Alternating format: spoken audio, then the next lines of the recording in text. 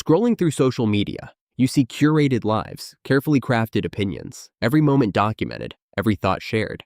You witness the constant stream of updates, the meticulously staged photographs, the influencer culture that demands perpetual visibility. For the generation born between 1965 and 1980, Generation X, this public performance was alien. It still is. Their formative years, spanning the late 1960s through the early 2000s, predated the widespread adoption of digital identities.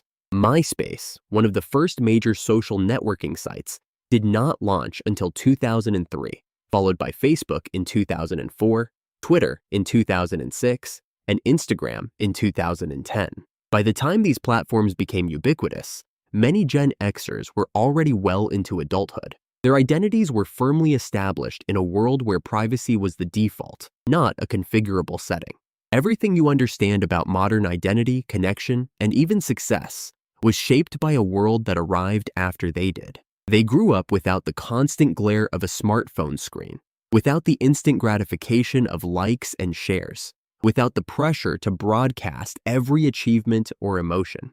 Before that, an entire generation learned to survive in silence, honing a quiet self-reliance that feels increasingly foreign in today's hyper-connected landscape. This fundamental difference means their perception of authenticity, vulnerability, and self-worth is rooted in internal validation rather than external affirmation.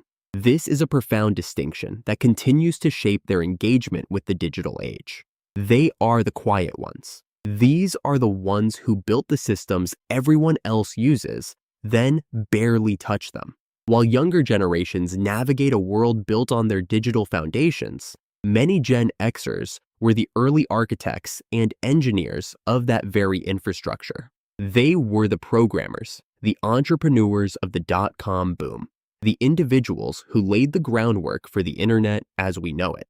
Sources like Dr. Douglas Coupland's seminal 1991 novel, Generation X, Tales for an Accelerated Culture, hinted at their early engagement with emerging technologies, a trend later affirmed by Pew Research Center analyses of digital adoption rates. Yet, despite their foundational contributions, they rarely participate in the digital performance. Preferring to observe from the periphery, they watch. They also observe. The quiet click of a keyboard in a server room, the hum of early computers, the sensation of building something from scratch with raw code. These were their sensory experiences, a stark contrast to the polished interfaces and instant notifications of today. This is not shyness. It is not a lack of understanding. It is a deeply ingrained program, forged in an era of self-sufficiency and skepticism. And what you are about to find out changes how you see every person born in that strange transitional era. It explains why they rarely complain, why they seem so detached, and it explains why they might be the most resilient generation alive, possessing a unique blend of critical thinking and self-reliance that thrives without the need for constant external validation. Their childhoods were defined by empty houses. The hum of a television, left on for company, echoed in quiet rooms. Its static smell mingled with the faint scent of dust motes dancing in sunbeams, undisturbed for hours, and the silence stretching out, often from the moment the school bus dropped them off until well after dark. This was not a punishment. Instead, this was the norm for millions of children across the Western world. Societal shifts in the 1970s and 1980s led to a significant increase in dual-income households and single-parent homes. Sociological studies from the era, as discussed in works like Arlie Hochschild's Analyses of Family and Work, documented this profound change. They carried the weight of a house key on a shoelace around their necks. The cold metal pressed against their skin, a literal symbol of their independence and solitary responsibility. This phenomenon gave rise to the term latchkey kid. The word latchkey itself refers to a key for a spring lock on an outer door, as defined by Webster's New International Dictionary as early as 1943. While the concept of children caring for themselves after school existed for centuries, the specific term latchkey children gained prominence during World War II, when many mothers entered the workforce. However, Its widespread popularization and cultural resonance, particularly in the United States, truly emerged in the 1970s and 1980s. Reports from organizations like the Children's Defense Fund in the mid-1980s highlighted the millions of American children returning to empty homes daily, bringing the term into common parlance and public concern. For Gen X, this was not a temporary wartime measure, but a defining characteristic of their upbringing. The television, often a large, bulky CRT screen, became a surrogate companion. Its flickering light and canned laughter filled the quiet void, while the profound stillness of an unsupervised home fostered an internal world, forcing self-entertainment and introspection. This early self-reliance instilled an extraordinary adaptability, resourcefulness, and a deep comfort with solitude. This sharply contrasts with the more supervised and hyper-connected childhoods of subsequent generations, teaching them to trust their own judgment and find strength within. This early unsupervised freedom, symbolized by that cold house key, extended beyond the front door. With parents often working long hours or simply less inclined to micromanage, Gen X children were granted an unprecedented degree of autonomy. They roamed neighborhoods on bikes until the streetlights came on. Their scraped knees and muddy shoes were testament to hours spent exploring creeks, building forts, and navigating complex social dynamics without adult intervention. The smell of summer asphalt baking under the sun, the distant shouts of other kids, the taste of forbidden candy from the corner store. These were the sensory markers of a childhood defined by self-directed play. There were no cell phones to track their movements, no scheduled playdates, and often, no immediate adult to mediate disputes or dictate activities. This environment fostered a unique blend of resilience and creativity. They learned to solve their own problems, to entertain themselves, and to navigate risks, both physical and social, on their own terms. This was a stark contrast to the highly structured, often helicopter-parented childhoods that would become prevalent for later generations. That era, less burdened by the pervasive fear of strangers that would emerge later, allowed them to develop a strong internal locus of control, a comfort with boredom, and an enduring capacity for independent thought and action. It taught them that their own ingenuity was their most reliable resource. This self-reliance was further cemented by a pervasive distrust of institutions that defined their coming of age. They witnessed a continuous stream of public failures and betrayals that eroded faith in authority. The lingering trauma of the Vietnam War and the Watergate scandal of the early 1970s had already sown seeds of cynicism. It suggested that government and leaders could not be fully trusted. As they grew, events like the Iran-Contra affair in the mid-1980s exposed clandestine government dealings. The Challenger disaster in 1986 revealed systemic failures in a revered national institution. Both further solidified this skepticism. Even earlier, the 3 Mile Island nuclear accident in 1979 had highlighted the fallibility of technological progress and official assurances. Later, the AIDS crisis of the 1980s and early 90s revealed a slow, often inadequate response from public health bodies and government, fostering a deep sense of disillusionment.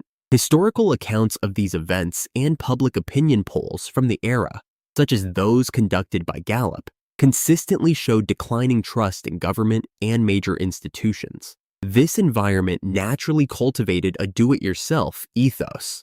Instead of waiting for institutions to provide solutions, Gen X learned to create their own. This manifested in the gritty sound of punk rock music, the smell of photocopied zines, the feeling of a soldering iron in hand as they tinkered with electronics. It also manifested in the taste of cheap coffee, fueling late-night coding sessions. That skepticism was not nihilism. It was a pragmatic rejection of dogma and a preference for practical, self-generated solutions, making them innovators who did not wait for permission or validation from above. Adding to this landscape of self-reliance and skepticism were the harsh economic realities they faced upon entering adulthood.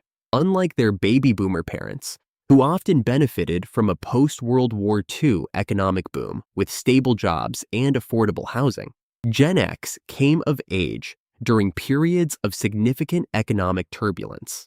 The recessions of the early 1980s and early 1990s, coupled with increasing globalization and corporate downsizing, meant that traditional career paths were no longer guaranteed. The sterile smell of an office cubicle, the constant whir of a fax machine, the feeling of a heavy student loan statement arriving in the mail, and the taste of instant noodles for dinner, these became familiar markers of a precarious economic landscape. As economists like Robert Reich documented, the labor market was fundamentally changing, with a rise in temporary work and a decline in lifetime employment. Homeownership, once a given for previous generations, became a more distant dream for many, burdened by escalating costs and stagnating wages. This economic precarity instilled a pragmatic, adaptable, and often cynical approach to work and finance. They learned to be resourceful, to pivot careers, and to expect less from traditional institutions. This struggle for stability,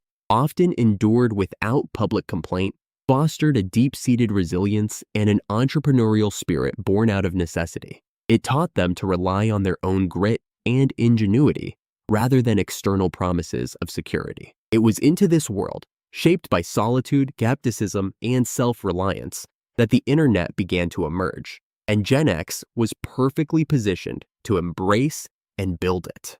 As the commercialization of the internet took hold in the mid-1990s, many Gen Xers were in their 20s and early 30s. They were already equipped with the DIY mentality and a comfort with technology forged in their early years. They were the ones who endured the screech and hiss of dial-up modems, the glowing green text on black screens, and the smell of ozone from early computers. They explored early web browsers like Mosaic and Netscape, experiencing the internet not as a polished social platform, but as a raw, utilitarian tool for information and connection. They were the early adopters and the developers, the architects who quietly built the digital infrastructure that would later underpin the social media giants. Works like Katie Hafner and Matthew Lyons' Where Wizards Stay Up Late, The Origins of the Internet, chronicle this period, highlighting the pioneering spirit that defined the early web. For Gen X, the internet was a vast library, a communication channel, and a new frontier for problem solving, not primarily a stage for self-promotion. The feeling of a mouse in hand navigating a new, pixelated world was one of discovery and empowerment. Their early experiences shaped a more utilitarian and less performative view of digital interaction. It influenced the very architecture of the web and reinforced their preference for substance over spectacle. This unique confluence of experiences, latchkey childhoods, institutional distrust, economic precarity, and early internet adoption, coalesced to form the enduring characteristics of Generation X. They carry a legacy of silence, not as a weakness, but as a profound strength. This is the ability to process internally, to act decisively without needing external validation, and to be profoundly comfortable in their own company. Their resilience is unmatched, honed by adapting to constant change and enduring hardship without public complaint, often pivoting their lives and careers with quiet determination. They are the ultimate observers. Their detached, analytical gaze critically assesses the digital performance of younger generations, understanding its mechanics because they helped build them, yet rarely feeling compelled to join the fray. The quiet confidence in their posture, the subtle knowing look in their eyes, the feeling of solid ground beneath their feet even in the most shifting landscapes. These are the sensory manifestations of their ingrained program. They are the quiet architects, the pragmatic problem solvers, the ones who learn to thrive without applause. Their reluctance to engage in the constant digital performance is a reflection of a deeper, more private sense of self-worth, making them the often overlooked but undeniably essential, silent backbone of modern society. If this changed how you see Generation X, subscribe. There is more where that came from.